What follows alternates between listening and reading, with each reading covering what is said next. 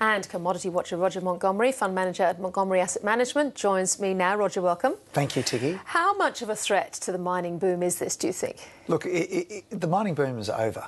And I've... You're that much of a Cassandra? Oh, look, we've been talking about this, Tiggy, on your program for a long time. We sold out of all of our mining services businesses in April. They've subsequently fallen up to 60% in price.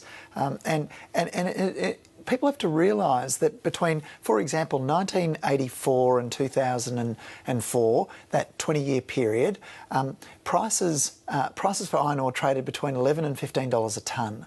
Then between 2004 and 2007, they went from $15 a tonne to $187 a tonne, and all of a sudden $100 a tonne is going to be the long-term stable price for iron ore. So when John Robinson says this has been overdone, as he did in the previous piece... Well, look, his argument is that once the iron ore price falls below $100 a tonne, then it's no longer economic for Chinese producers to produce iron ore, and so therefore that'll stabilise prices because they won't be producing as much. What we have to understand, and the steel dumping that's going on now is a classic example, we have to understand that prices... China doesn't care about its profits as much as it does about keeping people employed. That's its first priority, and it's happy to lose money for an extended period of time. They've got a lot more in reserve than we do, and it's in their interest to see lower prices, particularly for its inputs. We've got all this sort of rumours and noise about stimulus on the way from banks around, central banks around the world, really. Yes. It makes these mining stocks almost seem like sort of small cap speculation plays, really. We have to understand they're up and down. Commodity prices are what drive the returns on equity for these businesses, which ultimately results in their share prices moving up and down. So the reality is it doesn't matter whether it's BHP, which is diversified, or Fortescue, which is more leveraged to the iron ore price. The reality is cement prices are down, steel prices are down, copper prices are down. We're talking 20 or 30% in the last year. Nickel prices are down as well.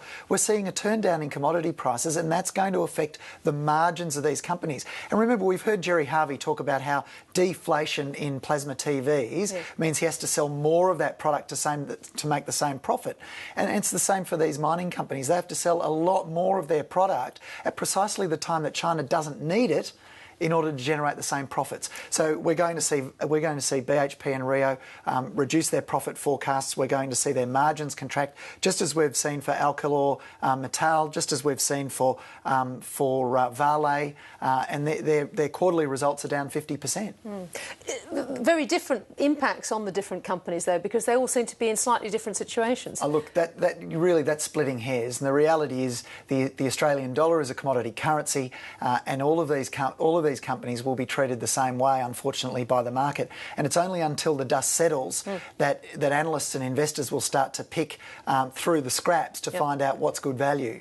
Briefly, Olympomania, as Boris Johnson calls it, lots of eyeballs on TV, which presumably ad revenues are going up, but that's a small blip. Look, what we have to understand is that companies like Channel 10, 9 and 7, they're three men in a room playing a game of cards that never ends, and all that happens is that their chips are passed around from one good hand to the next, depending on what programming they've got. The reality is that the market capitalisation of Channel 10 today, at $718 million, is less than half of all the money they've raised from shareholders in the last 10 years. So they've raised about $1.5 billion from shareholders. Their market cap is less. The only way that collectively they can see their revenues rise is if they import another 22 million people into this country.